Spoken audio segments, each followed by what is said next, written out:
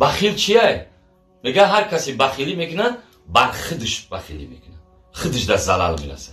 یک آدم صاحب ماشین، صاحب خانه، صاحب مال، صاحب وظیفه‌ش بگو خدا ماشاءالله مال تایید زیاد کنه، تو هم خدا مال میده.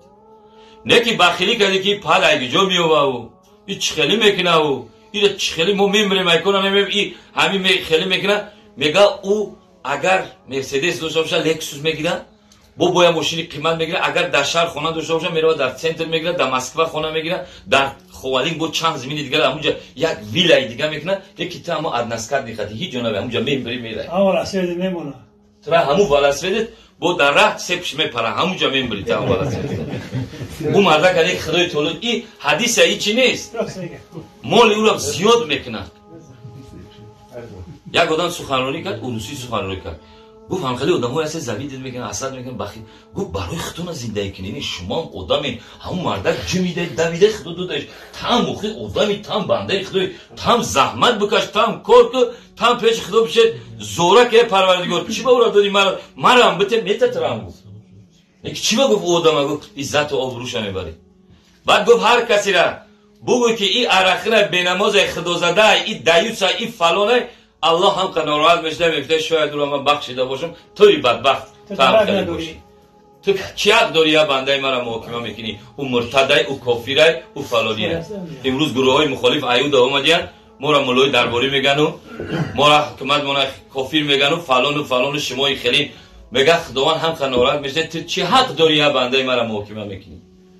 شاید او بنده ما او در مورد تکبری میوید.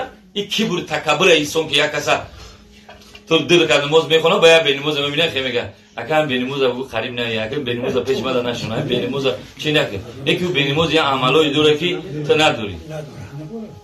تو نماز میخونی نگی در دل دیگه سگ مردگه، خوک مردگه. این نماز نمیخونه نگی میشنوه که یک هم بغل همجا و محتاج نانو چه میره و چیزی در کسش میبره میتکه میره چی که دلم سوخ میگه. میگه ان الله لا ينظر الى صوركم واموالكم، خداوند با چهره تو با مول تو نگاه میکنه، ولكن ينظر الى قلوبكم واعمالكم، خداوند دل تا نگاه میکنه، عمل تا دل نگاه. دل چیه؟ در مورد تکبری میگه یک آدم عابد نمازخوانی که در دوره حضرت عیسی علیه السلام خیلی نمازخوان نبود. میگه اینقدر میگه سجده و چیزاش اگه با همون وقتی چون نماز میخوندن اینقدر تسبیحاش بلند بود دراز بود. میگه حضرت عیسی هر وقتی که کنار خونه هم میره پورا زیارت میکنه. میگه برام همون عابده ببینیم، عابد نمازگزار.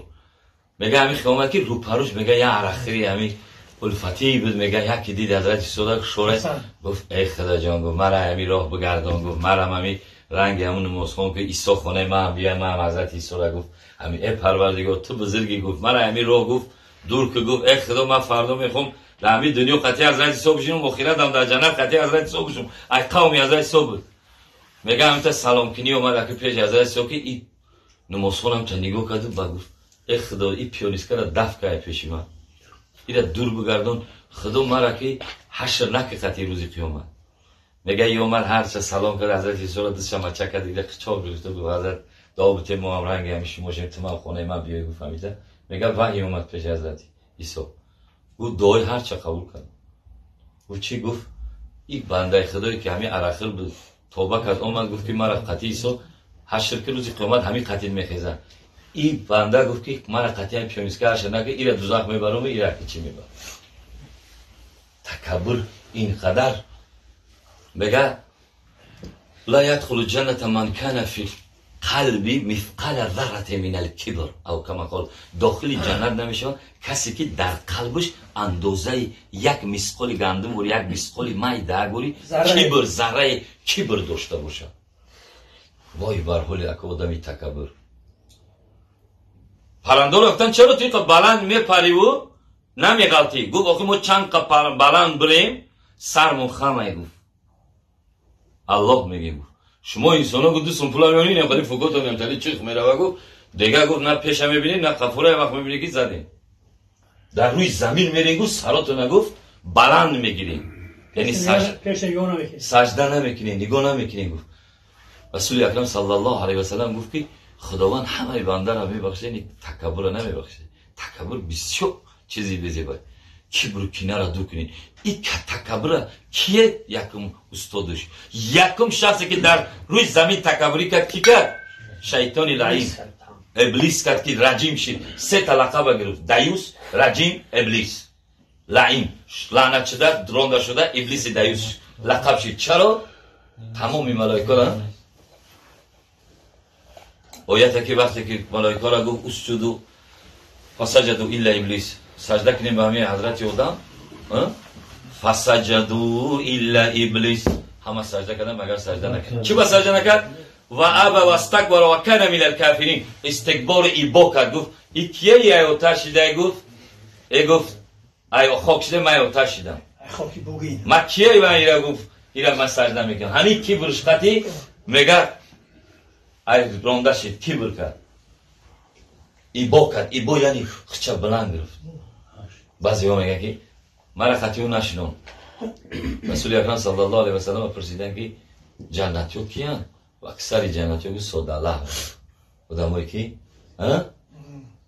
آدمایی مرد گفت دوزختی را در دوزخ فقط گفت کبر و تکبر را دیدم، گفت که خچانا بلند گرفتن. رسول اکرم صلی الله علیه و سلم اینقدر اخلاق داشت، میگه همین خیلی وقتی نبرد جمع شدن لشکر خطی دبولای میگه شطور شد نبرد که غزوه جهاد رفته سبدن مقابل مشرکین کافر جنگ را، میگه همین تا ایستاد گفت اگر حرکت میکنه که میگه یک دهاتی عربی قشلاقی میگه گفت وانه چی اومد میگن که بندشتر خبید گفت یا محمد، گفت من یک سوال دارم، اول سوالی مرا جواب ده بعد برای اخلاق رسول الله را ببینید که همه تیار شده، همه در اسب حضرت شیر خدا، حضرت علی خالد ابن ولید، حضرت عمر ابن خطاب، هر یه سرلشکر ایستادگی. رسول خدا همین تکر گفت خف کنید. گفت چی میگوی؟ گفت مرا یک فعل یاد بده که به خدا نزدیک شم جنت برم. گفت اکاو دو داری که یتیم مسکین نام بوده نمازو تا بخون. گفت مخرب خدا شدن بخوای به خدا نزدیک در سجده نزدیک میشه، سجده کردی خدا را دعا کن. گوه مردم گو رسول خدا این مرده که بینین اخلاص و محبت و شجاع و دلیری که نمیگه که تو یه جا رفته سه چه محبت اسلام بی خبید گفت تو مرا مسئله را بگو که من گفت ما بخیلی آدم چی بگیم این ساده ای بی عقله ای چه نه که رسول الله تعلیم داد. گفت مردم اگر همین مرده راست بگه گفت همین فعل انجام تا جنتی های گفت